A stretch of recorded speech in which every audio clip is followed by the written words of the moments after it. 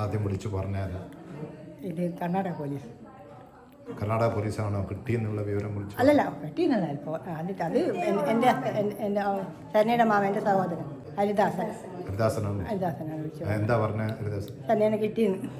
എങ്ങനെയാന്ന് പറഞ്ഞിരുന്നു? എങ്ങനെയാണെന്ന് പറഞ്ഞില്ല, അതിനൊന്നും സമയമില്ല. ഞാനാകെ എത്ര മണിക്കാണ് വിളിച്ചു പറഞ്ഞത്? ഇപ്പോൾ 6 മണി കഴിഞ്ഞ ശേഷം. ബാക്കിയുള്ള ഡീറ്റെയിൽസ് ഒന്നും പറഞ്ഞില്ല? ഇല്ല, ഒന്നും പറഞ്ഞിട്ടില്ല. മകൻ വിളിച്ചിരുന്നു ഇങ്ങോട്ട്.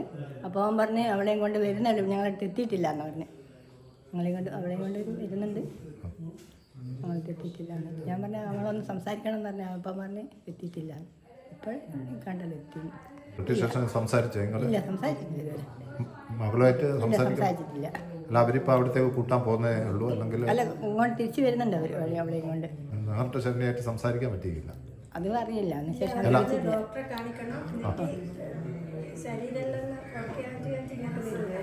കണ്ടതിന് ശേഷം ഇവിടെ കിട്ടുമെന്നുള്ള പ്രതീക്ഷ ഉണ്ടായിരുന്നു എനിക്കല്ലേ?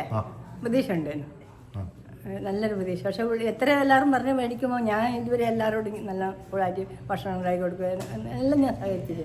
പക്ഷെ അതൊരു എൻ്റെ മനസ്സിൽ ധൈര്യം ഉണ്ട്, എന്തായാലും അവൾ എത്തുന്നില്ല, അവൾ തിരിച്ചെത്തും എന്നുള്ളൊരു ഉള്ളിൽ അതെല്ലാവരും പറയുമ്പോൾ എനിക്കൊരു പേടിയുണ്ടായിരുന്നു. അവനുണ്ട് മണത്ത് വരും, അവനെ മണം പിടിക്കും എന്നൊക്കെ പറഞ്ഞിരുന്നു. അത് അഹങ്കാരം പറയുന്നതല്ല, പക്ഷെ എന്നാലും പറയുമ്പോൾ അവരൊക്കെ അതൊക്കെ പറയുമ്പോൾ ഞാൻ എൻ്റെ മനസ്സിലാണ് തള്ളുന്നത്.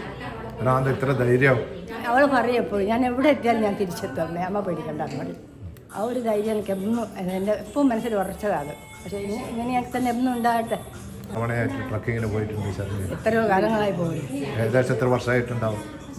ഒരു 5 വർഷമായിട്ടായിട്ടുണ്ട്. 5 വർഷത്തിന് വേണ്ടി എവിടെ പ്രധാനപ്പെട്ട ഇന്ത്യക്കകത്തും പുറത്തില്ല, ഇന്ത്യക്ക് ഉള്ളിൽ? പിന്നെ മഹാരാഷ്ട്ര, പിന്നെ കർണാടകത്തിലേക്ക് പോയി, പിന്നെ കേരളത്തിൽ, തമിഴ്നാട്ടിലും പല സ്റ്റേറ്റിലും പോയിട്ടുണ്ട്. എല്ലാം തനിച്ചാണ്? പിന്നെ ആന്ധ്രാപ്രദേശിൽ പോയിട്ടുണ്ട്. തനിച്ചല്ല, മറ്റൊക്കെ ആൾക്കാരുണ്ടാവും, ഒരാളുണ്ടാവും. വണ്ടി എടുത്ത് പോവാ? അല്ല, അങ്ങനെ വണ്ടി എടുത്തിട്ടല്ല.